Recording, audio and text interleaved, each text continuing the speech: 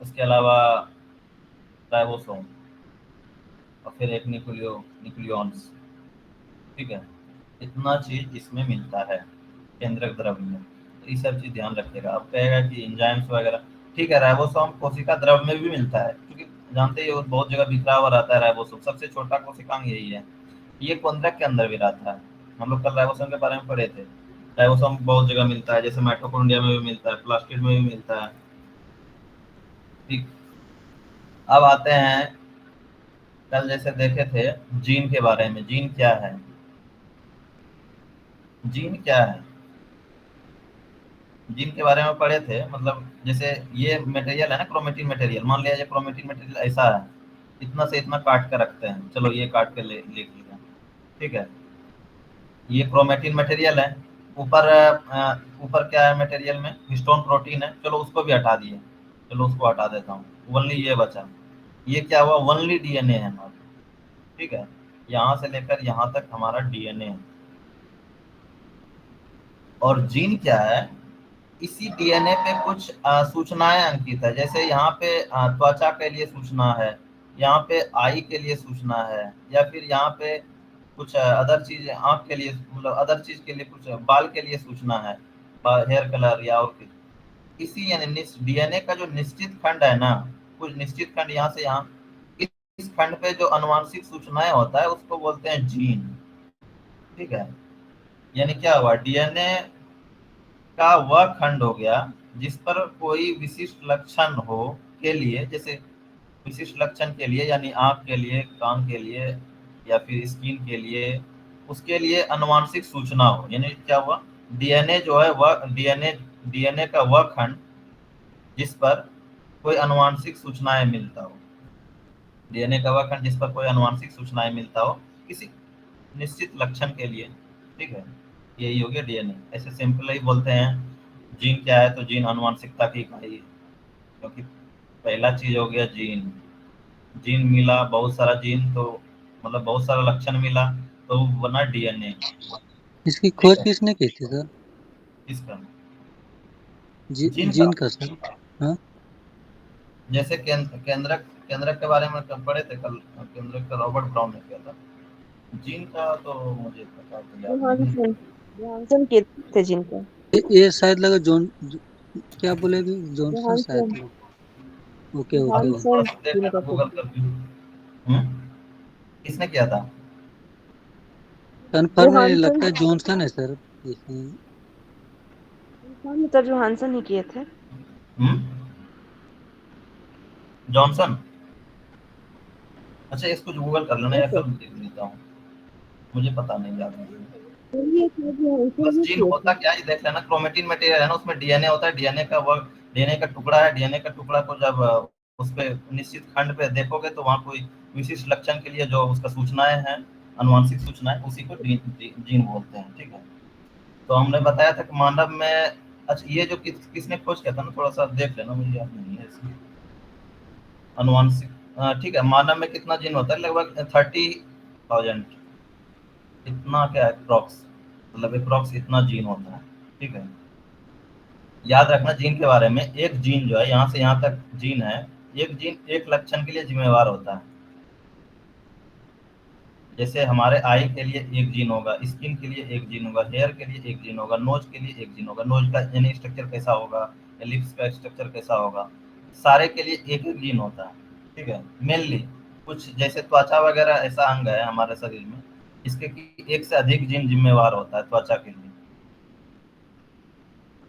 इसके अलावा जैसे होता है ना कि बहुत सारा जीन में डिफेक्ट आता है, तो वो सब देखेंगे पर जब उसमें आएंगे, मतलब जिसमें मानव का जो ये चीज़ है डिजीज वगैरह में कैसे होता है।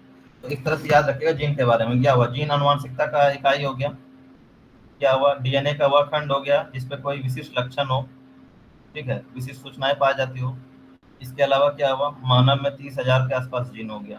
ठीक है, अब जीन का उपयोग करेंगे हम कैसे हमारा सेल डिवीजन होता है। ठीक है, हम देखते हैं अब गुणसूत्र को, क्रोमोजोम। जैसे ये जीन था, अभी मान लिया जाए वो क्रोमेटिन मटेरियल को मैंने इसको तोड़ दिया। होता क्या है ना, संघनन होता है जब सेल डिवीजन होने लगता है, तो संघनन मतलब क्वाइलिंग प्रोसेस। प्रोसेस बोलेगा कौन सा प्रोसेस से सेल डिवीजन होता है, मतलब उसमें संघनन का प्रोसेस होता है, ठीक है। कोशिका विभाजन में जब ये क्रोमोजोम जब बनता है, क्रोमोजोम किससे बनेगा? क्रोमोजोम बनेगा इसी क्रोमेटिन मटेरियल से। क्रोमेटिन मटेरियल का दो विशिष्ट लक्षण है, यानी यहाँ से यहाँ तक एक जीन है, यहाँ से यहाँ तक एक जीन है। यही जीन आप मतलब इसका क्वाइलिंग होगा, क्वाइलिंग मतलब संघनन होगा, ठीक है। चलो मैं संघनन करता हूँ। ये जैसे क्रोमेटिन मटेरियल है, किसका बना हुआ है? तो डीएनए का बना हुआ है, प्लस हिस्टोन प्रोटीन का बना हुआ है, ठीक है। ये जब सेल डिवीजन होगा, ठीक है, सेल डिवीजन के समय आगे हम देखते हैं, दो दो तरह का डिवीजन भी होता है। तो सेल डिवीजन होगा तो फिर क्या होगा? ये बहुत मतलब संघनन का मतलब है क्या? ये मतलब एक तरह से पास पास आएगा दोनों। चलो ये पास पास आया। यहाँ पे मान लेते हैं आई का जीन है, ठीक है, यहाँ पे स्किन का जीन है। स्किन के लिए जिम्मेवार जीन है, या आई के लिए जिम्मेवार जीन है। चलो यहाँ से यहाँ तक ये वाला जीन सेल डिवीजन जब हुआ, एक लक्षण का एक जीन, यानी आई लक्षण का एक जीन यहाँ पे आ गया, मान लेते हैं ये वाला आई लक्षण वाला जीन है। और उसी तरह ये संघनन हुआ, मतलब ये भी फाइलिंग हुआ इसका, ये स्किन वाला एक जीन हो गया, ठीक है। तो फिर उसके बाद संघनन प्रोसेस के बाद फिर ये अपना एक स्ट्रक्चर आता है इस तरह में, ठीक है। तो यहाँ पे ये जो जितना भी इस फिर ये संघनन होगा, इसका मतलब फिर पुनः यहाँ पे क्वाइलिंग प्रोसेस हुआ, ठीक है, यहाँ भी क्वाइलिंग प्रोसेस होगा। तो उसके बाद ये आई का यहाँ पे आ गया लक्षण, ये स्किन का लक्षण आ गया, दोनों का हो गया, मतलब दोनों का रिस्पॉन्सिबल हो गया, दोनों का जीन। इस यहाँ पे जो बॉन्डिंग होता है, इस बॉन्ड को बोलते हैं सेंट्रोमियर, ठीक है, इस बॉन्ड को बोलते हैं सेंट्रोमियर। बाकी बोलेगा गुणसूत्र किसका बना हुआ, तो ये भी तो क्रोमेटिन मटेरियल है, क्योंकि ये तो डीएनए डीएनए से यहीं से तो टूटा है, बस ये क्वाइलिंग हो गया है, बाकी पास पास आ गया दोनों। और डिवीजन हुआ है, बस सेल डिवीजन हुआ तो फिर फिर क्वाइलिंग हुआ। तो दो तरह का लक्षण आ गया, एक आई का लक्षण और एक स्किन का लक्षण। तो ये एक गुणसूत्र हुआ, यानी वन क्रोमोजोम। उसी तरह हमारे शरीर में पता कितना जीन होता है, मतलब सॉरी गुणसूत्र होता है 23 हमारे जोड़ी। शरीर में? हाँ 23 जोड़ी।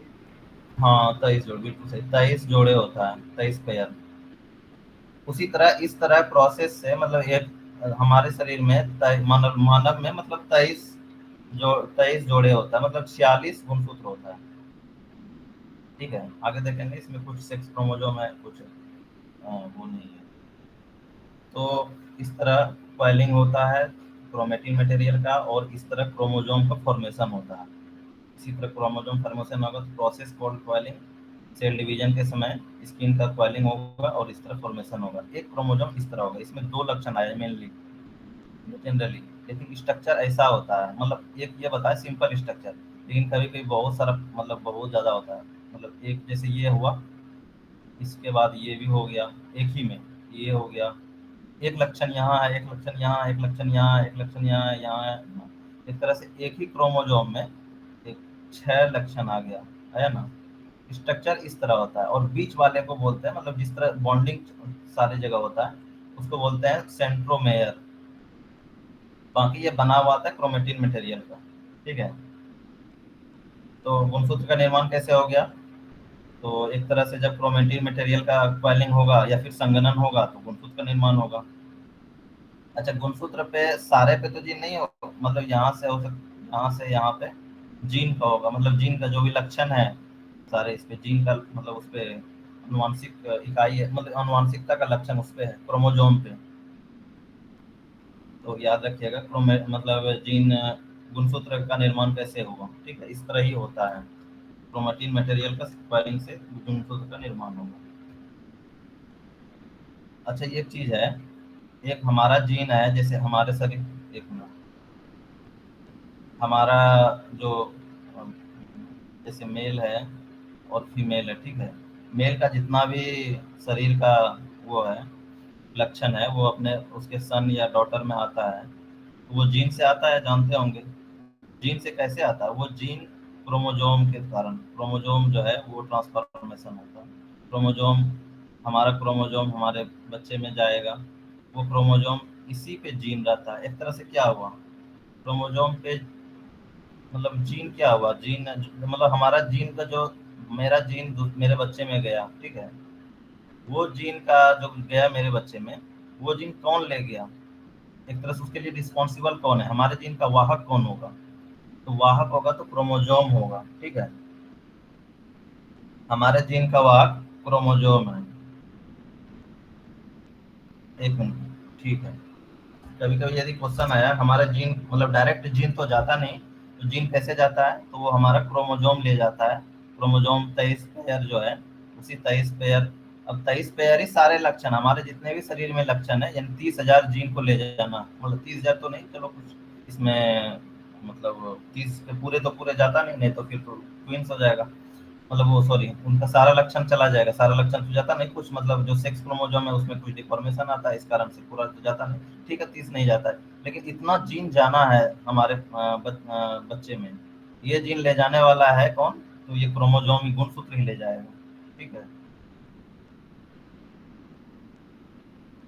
एक मिनट, और दूसरी चीज है ना, गुणसूत्र बनता नहीं है, जब भी सेल डिवीजन होगा, मतलब हमारे शरीर में दो तरह का सेल डिवीजन, मतलब सेल डिवीजन होगा जब एक तरह से हमारा नए सेल का निर्माण होगा, पुराने सेल से नया सेल का निर्माण होगा, तो वहाँ सेल डिवीजन होगा, ठीक है। तो सेल डिवीजन के समय ही केवल जो है गुणसूत्र बनता है, बाकी क्रोमेटिन मटेरियल न्यूक्लियस में पड़ा रहता है। जब न्यूक्लियस में पड़ा रहेगा, जब सेल डिवीजन हो जाएगा तब क्वाइलिंग प्रोसेस होगा, तब गुणसूत्र बनेगा, इस तरह से, ठीक है। यानी लक्षण इस तरह तभी आता है जब सेल डिवीजन आता है, डिवीजन इसके पहले वो गुणसूत्र का हरदम यानी शरीर में गुणसूत्र का निर्माण ऑलरेडी नहीं रहा होता है, जब डिवीजन होता है उस समय ये प्रकट होता है, ठीक, याद रखना। जैसे कुछ गुणसूत्र है, जैसे बताया आपने मानव में 23 जोड़े होते हैं, उसी तरह और जैसे हमारे पूर्वज हुआ, पूर्वज नहीं कहो, जैसे चिंपैंजी है, गोरिल्ला है, इन सब में चिंपैंजी हो गया या गोरिल्ला हो गया, इसमें कितने जोड़े होता है? दोनों में 24 पेयर होता है, ठीक है। जैसे डॉग्स हो गया, हम नोट्स है तो नोट्स में हम उसको दे देंगे, उसमें लिखा हुआ है। डॉग्स में 39 है बताना, कैट में कितना होगा? कैट में 19 पेयर होगा। जैसे घरेलू जो मच्छर है, इसमें 3 पेयर होता है, ठीक है, इतना याद रखेगा और भी। तो गोरिल्ला वगैरह में 24, हमारे से एक जोड़ी ज्यादा, मतलब टोटल संख्या हो गया 48, ये जोड़ी है, पेयर है, इसमें भी उसी तरह का, इसी तरह इसमें है और इसी तरह इसमें संख्या पूछेगा तो इस तरह 2 गुना होगा, क्योंकि पेयर है ना ये, ठीक है। गुणसूत्र तो देखने के लिए इसका जो ये चीज है, इसको क्या बोल लेते हैं? गुणसूत्र का जो स्ट्रक्चर है, ये बना होता है क्रोमेटिन मटेरियल का, ये प्रदर्शित कब होता है इनका, दिखता है तो ये जब सेल डिवीजन होता है उस समय दिखता है। इसको बोले थे, जो बॉन्डिंग जिस जगह होता है तो उसको बोले थे सेंट्रोमेयर, ठीक है। इतना हो गया गुणसूत्र, गुणसूत्र के बारे में जान लिया आपने। गुणसूत्र के बारे में यदि पूछा यानी किससे बना हुआ है, तो गुणसूत्र बना हुआ है डीएनए और ईस्टर्न प्रोटीन के। गुणसूत्र कब निर्माण होता है? तो ऑलरेडी प्रेजेंट नहीं होता है सेल में, जब वो कोशिका का डिवीजन होता है तब उसका फॉर्मेशन होता है, यानी कोशिका जब विभाजन होगा तो उसी समय ये प्रकट होगा। गुणसूत्र कैसे होता है? तो ये सेल डिवीजन के समय क्वाइलिंग प्रोसेस से होता है। क्वाइलिंग प्रोसेस मतलब संगठन होता है, एक दूसरे से जितना भी जीन है उसको एक दूसरे के निकट आता है और वो जीन फॉर्मेशन करता है क्रोमोजोम। उसी जीन क्रोमोजोम पे क्या होता है? तो उसी क्रोमोजोम पे जीन होता है, ठीक है। ये क्रोमोजोम है, किसी पे जीन है, ये आई का जीन है, ये स्किन का जीन है, ठीक है। तो यानी क्रोमोजोम क्या हो गया? तो जीन का वाहक हो गया। एक हमारा जीन हमारे बच्चे में जाएगा तो उसका वाहक क्रोमोजोम हो गया, यही क्रोमोजोम उस जीन को ले जाता है। कैसा क्या? ओहो, अच्छा, देखो।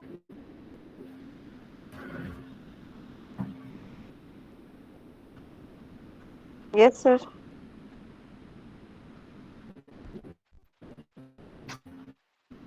दिख रहा है सर?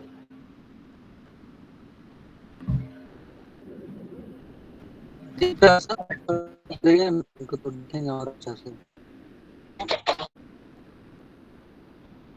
ओ, अब हम देखते हैं आगे डीएनए और आरएनए। ठीक,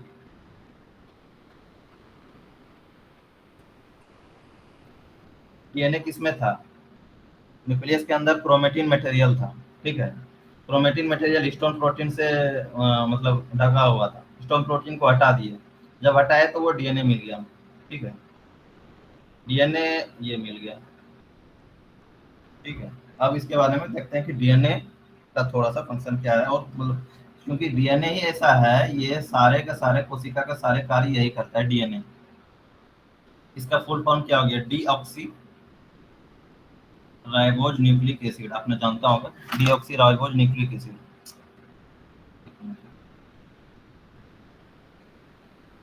डीऑक्सी राइबोज न्यूक्लिक एसिड। ठीक है, तो किससे किससे बना होता है? ऐसे तो नाम में आपको पता होगा, 3 चीजों से बना होता है। पहला शुगर से बना होता है, चीनी से। इसके अलावा एक क्षार है, इसको नाइट्रोजनी क्षार बोलते हैं। ठीक है, नाइट्रोजनी क्षार। तीसरा है एक एसिड से बना होता है। 3 चीज से बना होता है, शुगर से बना होता है, क्षार से बना होता है, और एसिड से बना होता है। कौन सा शुगर बना होता है? ग्लूकोज या फ्रुक्टोज? नहीं, पेंटोज शुगर होता है, यानी कार्बन 5 वाला शुगर, यानी जिसमें C5 हो। ठीक है, तो वो पेंटोज शुगर है, C5H10। जैसे शुगर है, जैसे एल्केन में आप पढ़ेंगे C5H10O5 होना चाहिए। जैसे C6H12O6 होना चाहिए ना, ये मतलब शुगर का ये फॉर्म। या सी ग्लूकोज हो गया, या फिर चीनी देखेंगे तो C12H22O11, O22 C12H22O11 होता है चीनी का। चलो कोई भी जो भी। पेंटोज शुगर जो है, इसमें C5 वाला मतलब कार्बन इसमें 5 होगा, हाइड्रोजन 10 होगा, लेकिन होना चाहिए O5। ठीक है, कार्बन के जितना ऑक्सीजन, क्योंकि जब ग्लूकोज हम देखते हैं तो C6H12O6 है ना ग्लूकोज में, यानी जितना कार्बन उतना ऑक्सीजन होना चाहिए। लेकिन वास्तविकता यह है कि ये नाम में डीऑक्सी है ना, एक ऑक्सीजन कम होता है, तो इसका ओरिजिनल स्ट्रक्चर ये नहीं होता। ओरिजिनल स्ट्रक्चर होगा C5H10 और O4। ठीक है, इसको बोलेंगे डीऑक्सी, यानी एक ऑक्सीजन मतलब कमी है इसमें। Deoxy ribose. ठीक है, डीऑक्सी राइबोज इसका ये है। पेंटोज शुगर होगा, लेकिन ऑक्सीजन इसमें O4 होगा, C5H10O4। इसके अलावा एक बेस हुआ, नाइट्रोजन बेस। तो नाइट्रोजन बेस दो तरह का होता है। ठीक है, एक मिनट।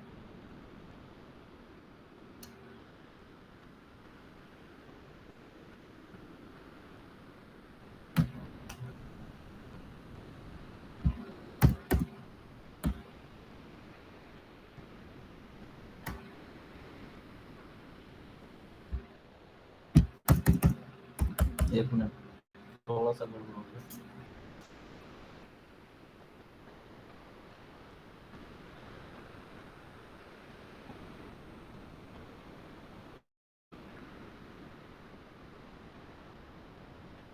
हम्म, तो इसमें शुगर हो गया, पेंटोज शुगर। याद रखिएगा, इसमें एक शुगर होता है, पेंटोज। 3 तरह का इसमें मतलब एक तरह से कंपोनेंट है।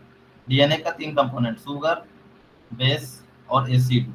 ऐसे खोज वगैरह तो आपको नोट्स में मिल जाएगा। डीएनए का खोज किसने किया था पता है? डीएनए का खोज फ्रेडरिक मिशर ने किया था। मेई सेचर सर, हाँ, मेई उसके सेचर क्या बाद, था ये? हाँ यही सर किया था, फ्रेडरिक मिशर। मैं ऐसे नोट्स में उसमें होगा मेंशन। डीएनए का खोज फ्रेडरिक मिशर ने किया था। बाकी डीएनए का डबल हेलिकल स्ट्रक्चर होता है, आगे देखते हैं। डबल हेलिकल स्ट्रक्चर का खोज वाटसन और क्रिक ने किया था। Watson and Crick. चलो ठीक है, ये छोड़ो, ये तो देख लेना। इस नोट्स में होगा। बाकी ये 3 तरह से बना होता है, शुगर से बना होता है डीएनए, बेस से बना होता है, एसिड से बना होता है। शुगर कौन सा? तो पेंटोज शुगर होगा, तो उसमें पेंटोज में O5 नहीं होगा, O4 होगा, क्योंकि डीऑक्सी राइबोज होगा। ठीक है, डीऑक्सी है नाम में, इस कारण से ही नाम में लिखा है डीऑक्सी। नाइट्रोजन बेस, तो बेस कितने तरह का, यानी क्षार कितने तरह का होता है? तो 2 तरह के क्षार से बना होता है। एक होता है प्यूरिन, प्यूरिन क्षार। एक होता है पैरामिडीन। ठीक है, ये 2 क्षार से बना होता है। ये 2 क्षार कौन कौन सा है? नाइट्रोजन क्षार इसको बोलते हैं। बेस का नाम है नाइट्रोजनी क्षार, क्योंकि नाइट्रोजन से बना होता है। इसका बेसिक कंपोनेंट नाइट्रोजन है। तो प्यूरिन क्षार 2 तरह का होता है, एडेनिन, इसको ए बोलते हैं, एडेनिन, एडेनिन और गुआनिन। ठीक है, प्यूरिन क्षार 2 तरह का, एडेनिन और गुआनिन। पायरामिडीन क्षार 3 तरह का होता है, साइटोसिन, थाइमिन और यूरासिल। साइटोसिन, थाइमिन और यूरासिल। वास्तविकता है कि यूरासिल डीएनए में नहीं होता है, लेकिन ये 4 क्षार है ना, 4 बेस, इसी से मिलकर बना होता है इनका शुगर, सॉरी इनका बेस। पहला शुगर पढ़ लिया, किससे? 3 तरह से बना होता है डीएनए, शुगर से बना होता है, बेस से बना होता है यानी क्षार से, तीसरा एक एसिड है उससे बना होता है। तो बेस कितने तरह से? तो ये 4 तरह का बेस से बना हुआ है एक तरह से, एक एडेनिन, एक गुआनिन, एक साइटोसिन, एक थायमिन। ठीक है, इन चारों से मिलकर बना हुआ होता है। बाकी एक एसिड है, उसको बोलते हैं फॉस्फोरिक एसिड। ठीक है, H3PO4 उसका केमिकल फॉर्मूला है। तो इनसे बना होता है, यानी फॉस्फेट ऑफ फॉस्फेट, पी से, मेनली पी बोलो। फॉस्फेट या फॉस्फोरिक एसिड से बना होता है। एसिड बोलेगा मेनली तो याद रखना फॉस्फोरिक एसिड H3PO4 से बना होता है। ठीक है, याद रखिएगा। डीएनए का इकाई क्या है? डीएनए के इकाई को बोलते हैं न्यूक्लियोटाइड। डीएनए इससे बना होता है न्यूक्लियोटाइड। सारे कंपोनेंट को एक साथ बोलेंगे, यानी शुगर को, बेस को, एसिड को, तीनों को जब एक साथ नाम लेते हैं तो उसको बोलते हैं न्यूक्लियोटाइड।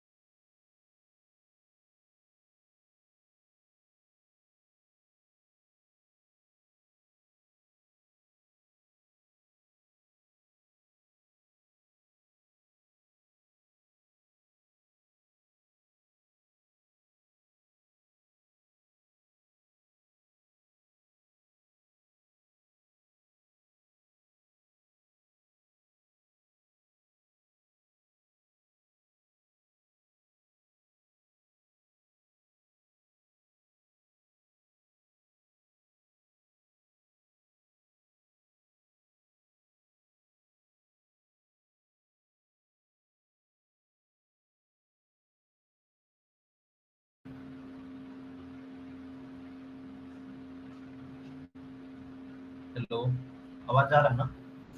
लॉस्ट हो गया था इंटरनेट। तो डीएनए का मोनोमर न्यूक्लियोटाइड है, ठीक है।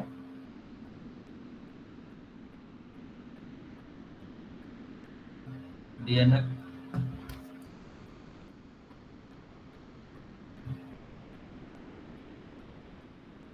Hello hello hello. आवाज आ रही है।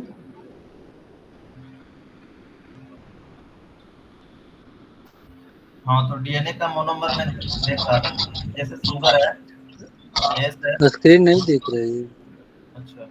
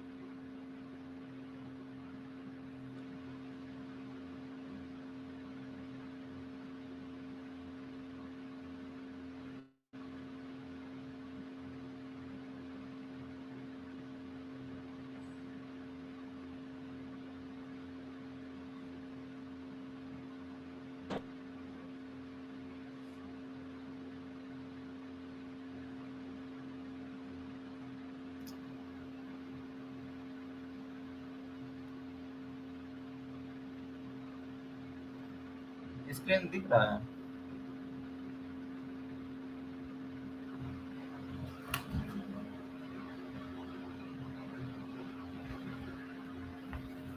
एक काम करते हैं ना, तो कल थोड़ा सा देखते हैं, ठीक है। आपको हम नोट्स देंगे, आप पढ़ के आइएगा, फिर बाकी अपने से भी पढ़ के आइएगा। थोड़ा सा दिक्कत